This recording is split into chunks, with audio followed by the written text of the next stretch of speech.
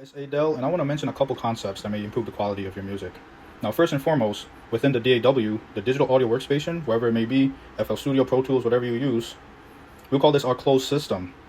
Now, sound, aka signal entering our closed system, behave differently than sounds that happen outside, which are inevitably lost into the universe.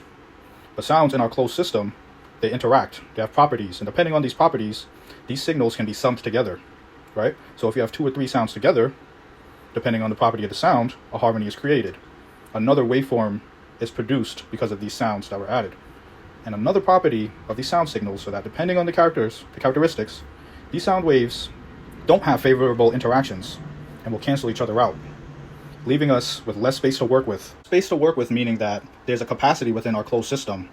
So if we maximize our interactions, increasing the quality of them, we will perceive more from them. We'll be able to interpret more detail within our track without there being any mud or interference from low frequency clashing interactions that ultimately take up volume that we can use for other things. So next we'll interpret and analyze our waveforms. 2 sounds that are frequently used within music. So here we have a crude representation of a kick drum and an 808 bass. And now these sounds, the similarity between them are that they have a great wavelength. The distance between each wave is great. And now this also means that a greater wavelength means a lower frequency. And this is true because these are both lower vibrational sounds. An issue that we have when these 2 signals are summed together, 2 low vibrational sounds, they do not have a favorable interaction.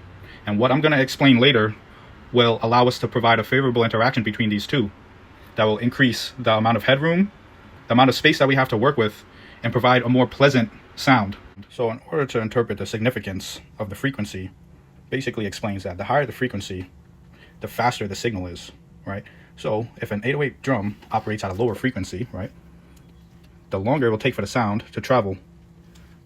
And now if the kick drum operates at a higher frequency, it will travel faster than the 808 drum. Meaning that we will hear the kick first, the 808 drum last in our mix. Within our DAW, we are operating within the realm of space and time. Space being our limited capacity, right? Our DAW, and time meaning, right, the speed in which these sounds will travel, like I mentioned before. Primarily, a kick drum will travel faster than an 808 drum and will be heard first, perceived first. So within our step sequencer, we have a limited amount of freedom to where these interactions occur. Everything is quantized and everything is on time, within a time signature, and these interactions happen right on top of each other, right? But I'm not against the step sequencer. In fact, I use it all the time. But the difference is during my track out process, I extract the stems and then I either move them to the right or slightly to the left, right? Allowing them to occur either later or earlier than they're supposed to and not exactly on time. And this allows different interactions to occur, right? It'll give you a different feeling.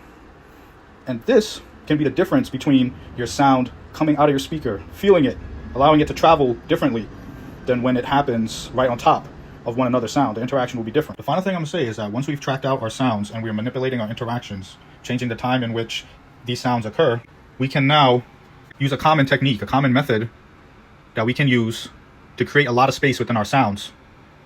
The technique is we can substitute the peak of our 808 and we can plug in our kick. We can shave off the front of this 808, put in our kick, replace it, and allow both of them to happen without them clashing and creating interference or mud that we don't need within our track. And this is a powerful yet simple technique that can only be utilized once we have tracked out our information and we can see it visually. Now, once this is substituted within our 808, then we can EQ the kick and make it even more similar to have a more pronounced and impactful sound.